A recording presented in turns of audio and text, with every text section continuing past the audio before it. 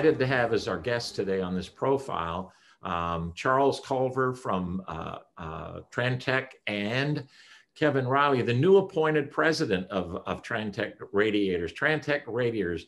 Kevin, we're going to talk a little bit more about your new role, but we're going to get into some other things. But congratulations. How long have you been named the president?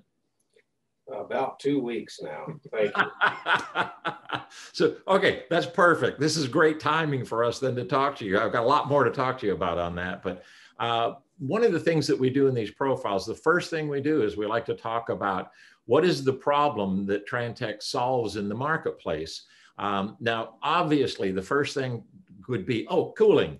But it goes beyond that. So tell me a little bit, either Charles or Kevin. I'm going to start with you, Charles, on this one, because you've got that sales profile. So you're able, you got to give it to me in what, 2 minutes or less, the elevator speech. What is the problem that Trantech solves out in the marketplace? Well, we have a couple. One is heat in a transformer. Obviously, the enemies of a transformer is moisture and heat. And so we solve one of those issues. If you have a transformer that's overheating, running a little hot, then we can offer replacement cooling systems to take care of that for them. Also, corrosion. Corrosion is one of the big things that we see in our aftermarket customers where they have rust, they have leaks for whatever reason. And so we were able to replace cooling systems that are providing or causing an environmental issue with oil leaks. Okay. Health, safety, environment, big issues today for companies right there. Kevin, you've been doing this a long time with Trantech, and you've seen a lot of the problems, but in addition to what we've just heard Charles talk about, what are the real issues that you see when you're called in, when Trantech is called into a problem? What are the real issues that you see on the customer side? What's their pain?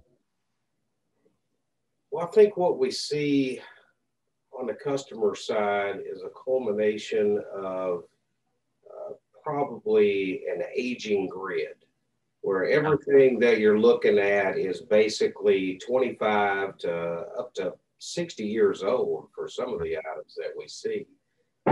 And as far as engineering on the OEM side, of course, things built 60 years ago were over-engineered, and now things are a little tighter on the specs. So we see a big mixture out in the field, but in all transformers, we see a lack of, I would say, education around the cooling system portions of it, because it has its own dynamic and its own environment other than the transformer itself. Right. So we see that out in the field. So let's just say there's, in that particular area, we see a lot of neglect in around the cooling areas, and it's no one's fault. It's just part of what happens in the environment. And our goal, of course, is to first and foremost educate our customers as to how to deal with these issues, not only, on present issues, but into the future as well. Yeah. Especially some of the younger engineering groups that are coming up. So we see a lot of retirements in our industry right now.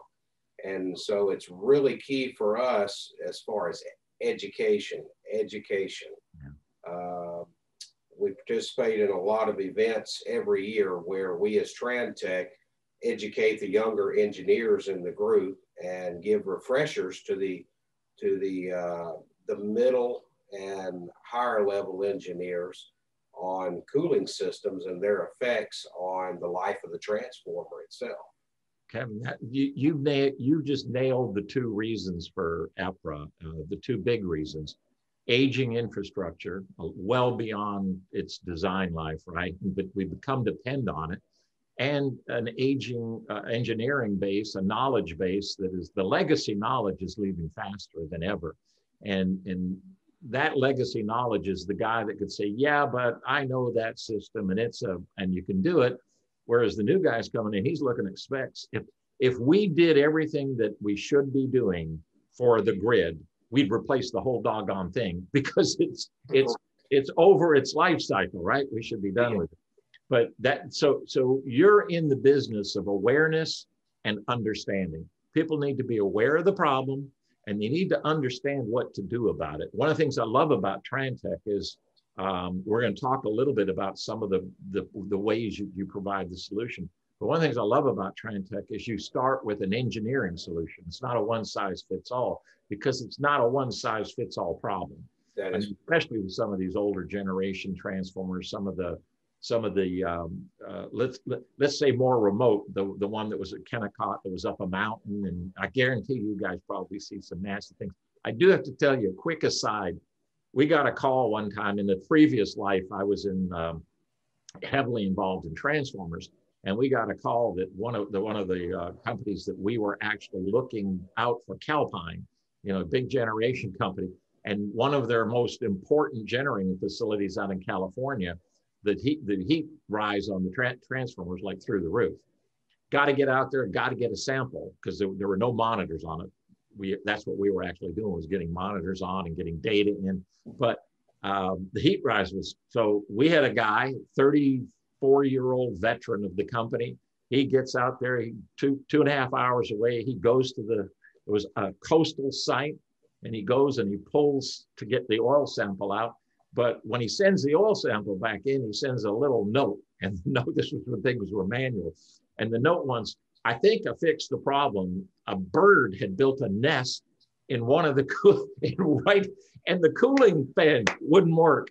So that whole section of the radiator just kind of didn't work. It got blocked. And when he pulled the nest out, there's no bird in it. And I tell people, no animals were hurt in this. When he pulled the nest out, the fan began to work. And guess what? You had a cooling thing. But it's my one brush with cooling systems that I can say, look, check first and see if there's a bird nest in there. Well, I've actually seen a toothpick inside a little small leak hole on a radiator one time out at a job site. So a toothpick. It all. Yeah, I imagine that's all. I'm going to use that one now. The toothpick that blocks like the finger in the dike. Exactly. I want to talk about some of your specific solutions, because I think they're fascinating. You had in New Orleans, there's the entertainment district requires power, right? They start when the lights go out, right? So you got to have all the power, and you had a transformer there that had different kinds of problems, an energy transformer. Talk about the cooling problem that you saw when you got there, how you engineered the solution, and what the solution was. What we saw there on Westinghouse transformer, actually a very well-built transformer. Excellent transformers, the best ever. Yeah. Good transformers. As far as the depolymerization portion on the paper, it was a very salvageable transformer, but running a little higher than it should on temperature. Of course, load increases in that area along what they call their gypsy line, which is one of their main lines through New Orleans. A twin set of transformers, actually. This was a life extension project because it was deemed that we could extend the life of that transformer, and the cooling package replacement was part of the life extension. We were looking at adding about 25 years back to the life of this. Excellent. On a $5.5 million asset for Entergy. Yeah. So we actually replaced the cooling systems. It had the old tube systems, the older style pumps and fans. We replaced it with plate radiator systems. We built about 10% more cooling capacity into that system, as well as the manifolds, new fans, new pumps, piping.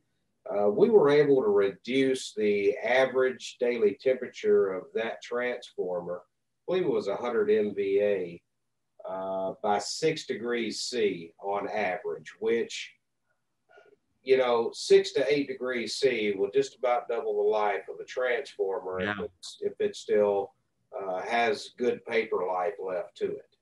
Well, you hit a really key ingredient when you started talking about the DP of the paper. If the paper is salvageable, if the paper is in good condition, keep it in good condition. Everything else doesn't really matter. The life of the transformer is the life of the paper. And the life of the paper is how well insulated it is and how hot that runs. Because paper degrades over time, heat degrades over time. But that's another thing. The industry as a whole is running things hotter than they have because You know, we've got all these events going on, fires in California, hurricanes, you know, down in the Gulf area and on the East Coast. You get all of these situations, and the utility has to be prepared to handle that with load.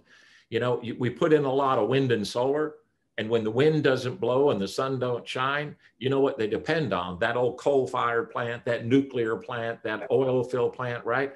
And they can't just ramp up or down. They're steady state kinds of things. You can't shut off a river hydro and say, hey, you know what, now we'll just turn it on and turn it off like a peaker plant.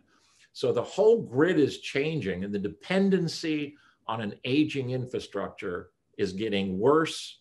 And that's probably better for all of us in the industry, better for Trantech, because it's worse for the OEM, the people who operate, the utilities, the big industrials. Talk about the new core. We're going to talk about one that is near and dear to my heart.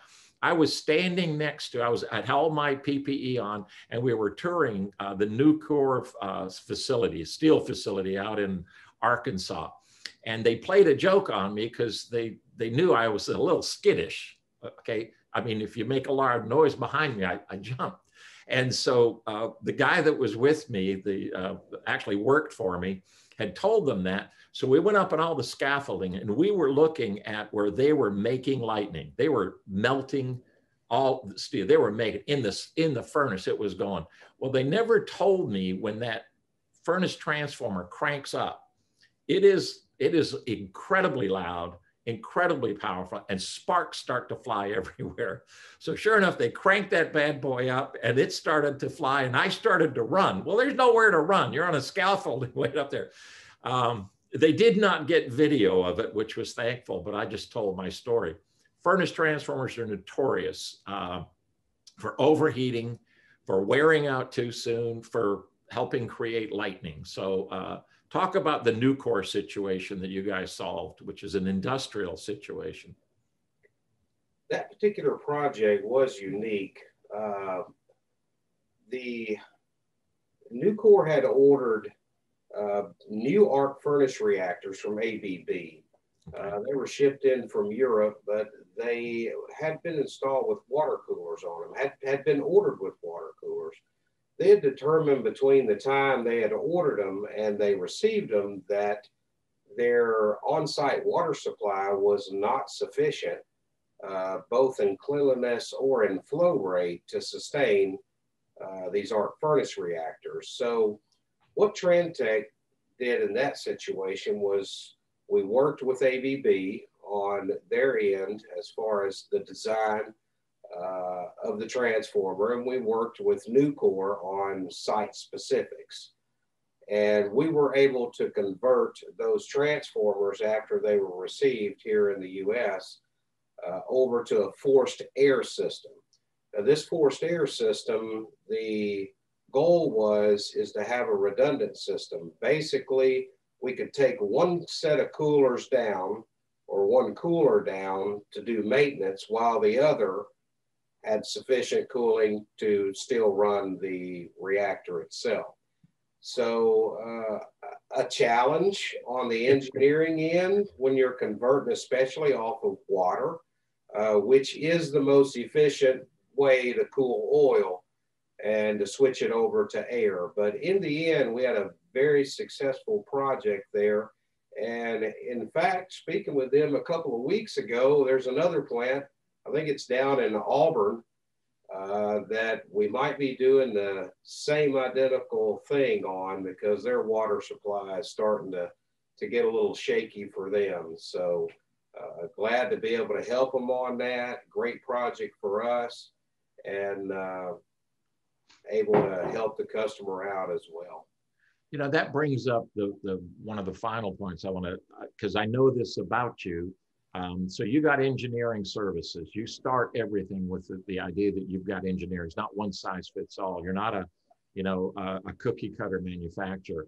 Talk a little bit about that service to those people who think they have a problem, but they need somebody to come in as a trusted advisor, help them determine, A, do you really have a problem? What's the scope of the problem? And more importantly, how do you solve it? You know, and then that's what you guys do.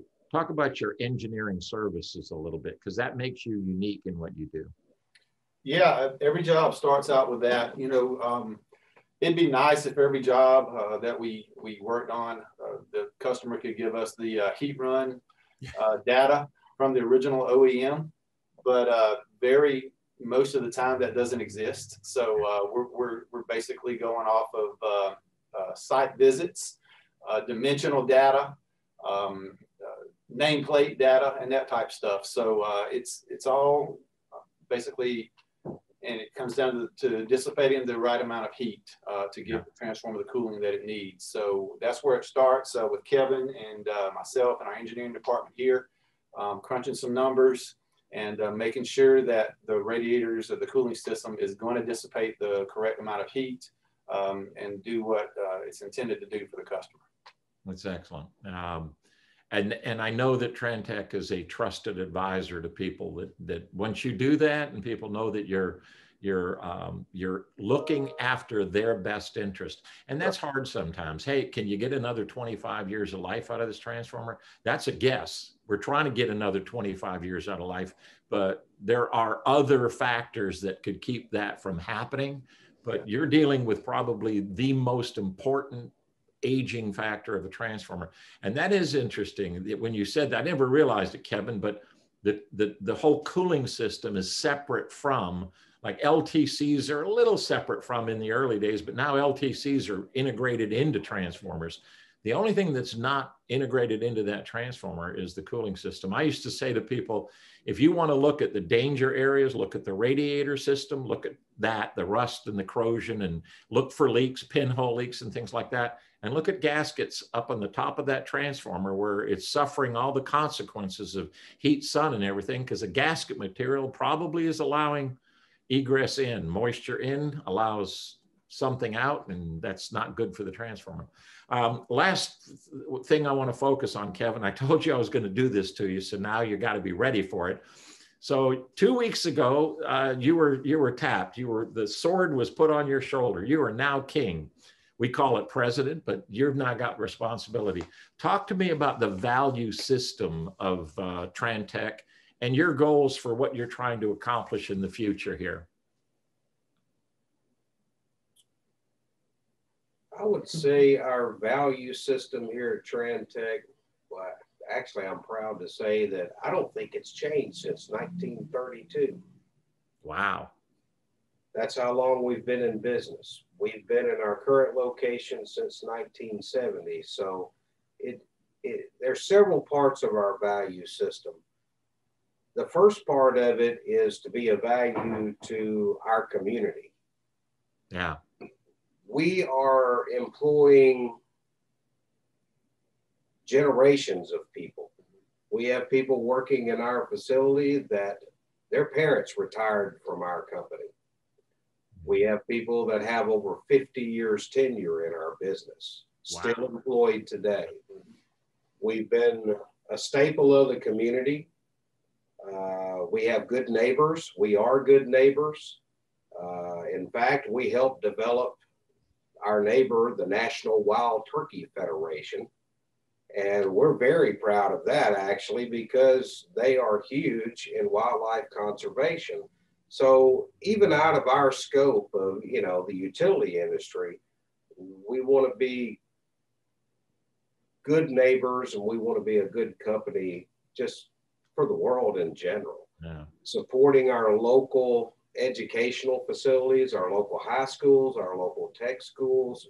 We've been doing that since the facility opened here in 1970. So that's one value that we can't let go of, because our people are most of our value. Our value to our customers is, we talked earlier about education. We feel like that's probably at the top of the list at educating our customers and the utility community, as well as the OEMs, because we sell to most all major OEMs. Right. But we need to educate them, because in the end, if the cooling system preserves the life of the transformer, it helps the reliability of the entire industry. as long as electricity is being made, we're going to have a need as far as our company and our customers also. But we all have a part to play in reliability of our grid and the sustainability of our grid. And I guess the third piece of the value is we operate on a system here we call the Trantech operating system. And that's several levels of lean initiatives when it comes to the manufacturing side, but also a blend of employee and customer inputs as to how we build quality into our parts, and not, try to inspect them into our parts, but actually build them into our parts. And that's pretty much the focuses that we have. And if we've all decided that if we stay true to those, then we can always produce a quality part on time at a low cost to the industry, which helps in reliability and sustainability and keeps us best in class at what we do. Because what we do know for sure is there's more Trantech radiators on transformers on this continent than any other type of radiator there is. And we're proud of that. We are. When we see something we built in 1972 and we're replacing it, it's not that it isn't a quality product, because things are going to fail, especially a very active cooling system. Yeah. But we're proud that we get the chance to replace it again with our quality product. Excellent. One of the things I love about Trantech is it's the made in America for America, but it's not just for America. You guys have a great footprint. The value system that you just espoused, unfortunately, is too often replaced by what Wall Street needs, the latest return. But you just mentioned the most important thing are people. They're the people in the community, the people that work for you, the customers, they're all people. The way you operate is just inspiring. But we are proud to call you EPRA members. We will promote this on Transformer Technology. And I don't think I've ever seen a transformer that didn't have a Trantech radiator on it. So I do think you're right. You probably have more of them out there than anybody. And I know you have more of them out there. And you probably will continue to have more with that kind of value system. Kevin, good luck to you as you take on this new role. You're not new to the organization, just new to this level of leadership, and best of luck to you. And, Charles, thank you for arranging all of this, and thank you for being part of the new future for Trantech. My pleasure. We appreciate you guys very much. Thank you.